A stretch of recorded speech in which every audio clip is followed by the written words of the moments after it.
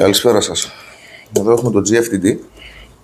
Είναι το πιο οικονομικό μοντέλο GF χωρίς την οθόνη, το οποίο μπορεί να συνδεθεί με Bluetooth με κινητό να βάλουμε τη συχνότητα που θέλουμε, είτε να χρησιμοποιήσουμε τις 5 προκαθορισμένες συχνότητες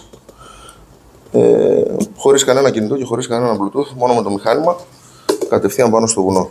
Από εδώ μεριά έχουμε τον διακόπτη on-off, έχουμε μια ασφαλειοθήκη, έχουμε τη θύρα φόρτισης και έχουμε και την εκπομπή λήψη, το διακόπτη μας. Και από εδώ έχουμε τις 5 προκαθορισμένες συχνότητες που έχει το μηχάνημα έτοιμες και άλλη μια σκάλα που μπαίνει στη λειτουργία Bluetooth. Σας δείξω λίγο. Ανοίγουμε το μηχάνημα. Εδώ είναι 1, 2, 3, 4, 5 συχνότητες μέσα στο μηχάνημα και άμα το γυρίσουμε άλλη μια σκάλα πίσω, παρατηρούμε ότι σβήνουν όλα τα φωτάκια, ενεργοποιείται το Bluetooth.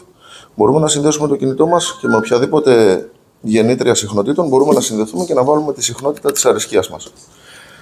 Η έρευνα γίνεται, υπάρχει βέβαια και σχετικό βίντεο στο YouTube με το καινούριο GF. Ο τρόπος έρευνας είναι ο ίδιος.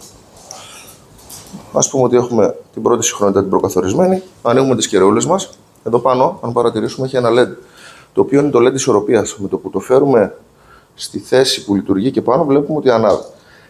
Αν αυτό το LED είναι σβηστό, το μηχάνημα δεν λειτουργεί σωστά, δηλαδή είμαστε πολύ κατηφορικοί. Οπότε, φέρουμε το μηχάνημα στη θέση που μας βολεύει, το σηκώνουμε μέχρι να ανάψει το λαμπάκι και ξεκινάμε την έρευνά μας, όπως έχουμε πει, δεξιόστροφα, αριστερόστροφα, μέχρι κάπου να σταματήσουν οι κεραίες.